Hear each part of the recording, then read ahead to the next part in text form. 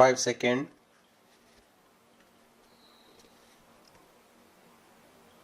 Start.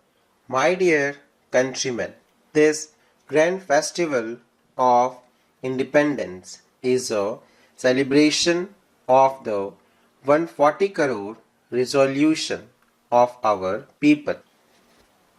This festival of independence is a moment of collective achievements, a moment of pride, and our hearts are filled with joy.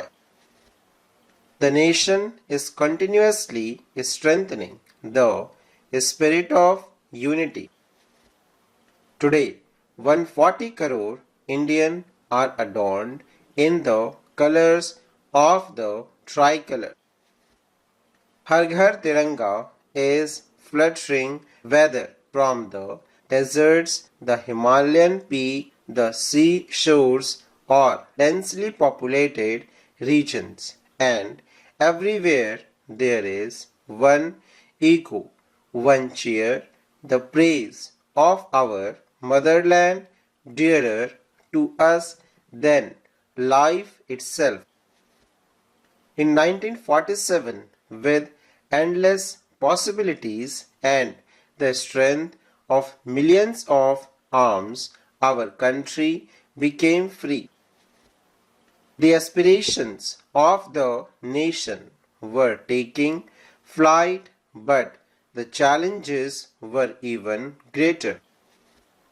Following the principles of revered Bapu, members of Constituent Assembly fulfilled a most important responsibility.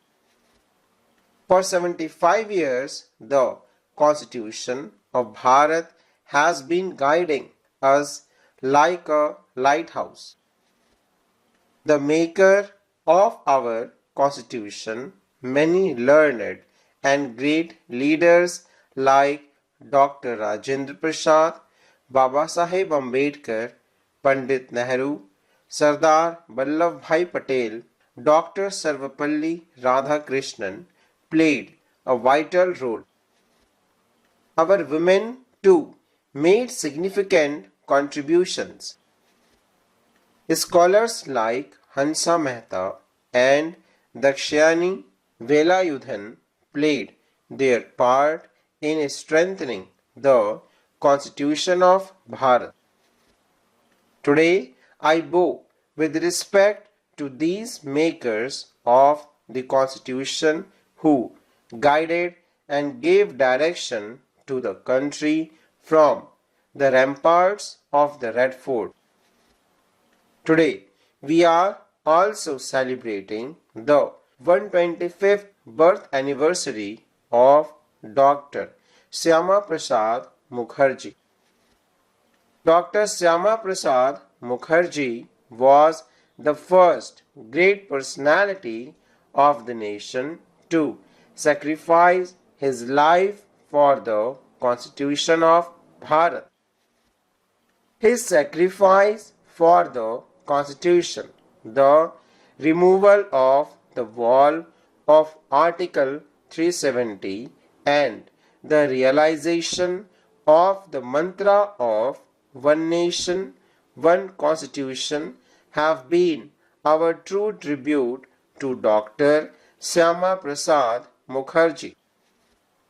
Today, many distinguished guests are present at the Red Fort, members of village panchayats from far-flung areas, representative of drone didis, Lakhpati didis, sportsperson and other eminent personalities who have contributed to the life of the nation.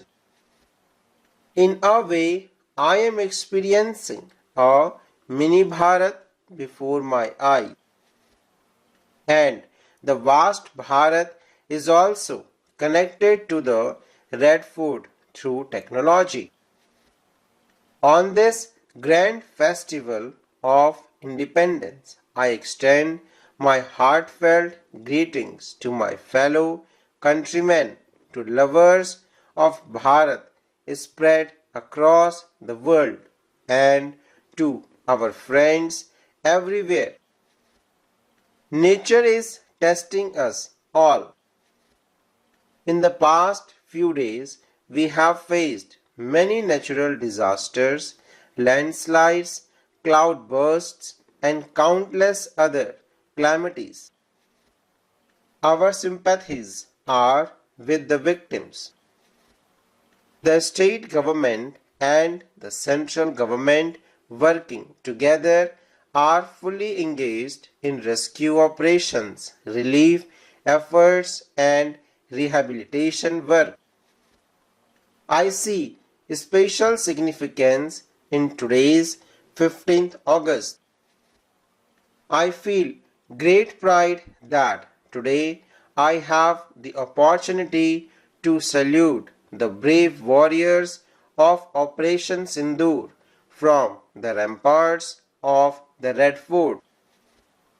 Our courageous soldiers punished the enemies beyond anything they could have imagined.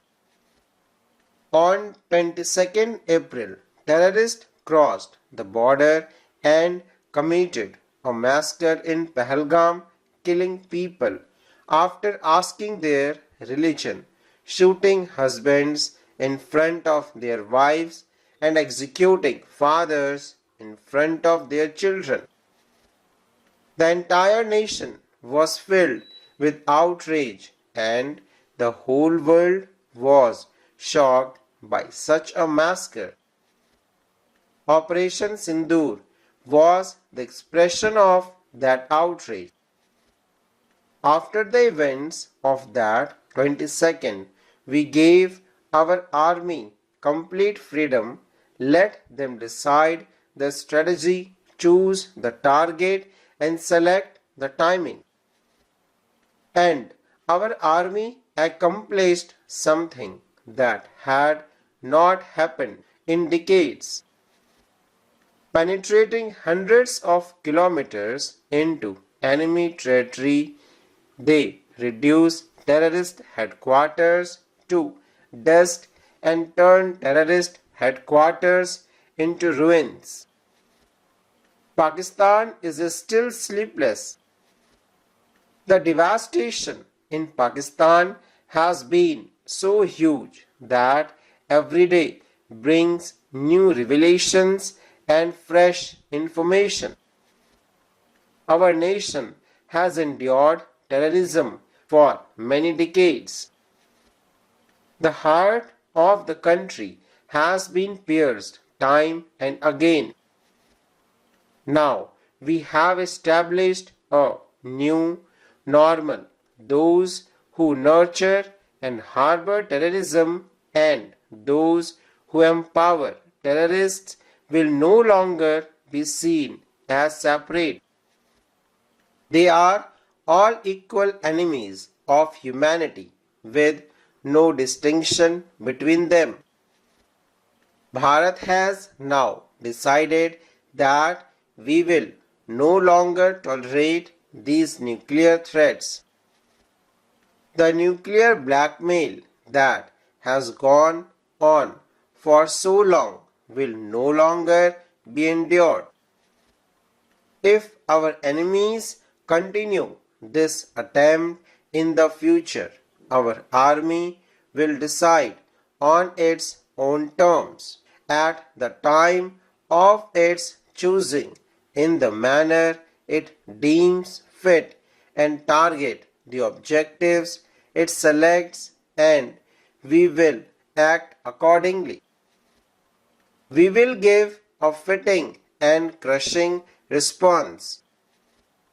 Bharat has now decided blood and water will not flow together.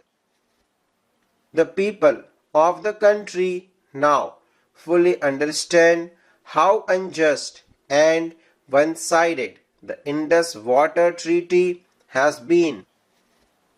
The waters of rivers originating from Bharat are irrigating the fields of our enemies, while the farmers and the soil of our own nation remain thirsty.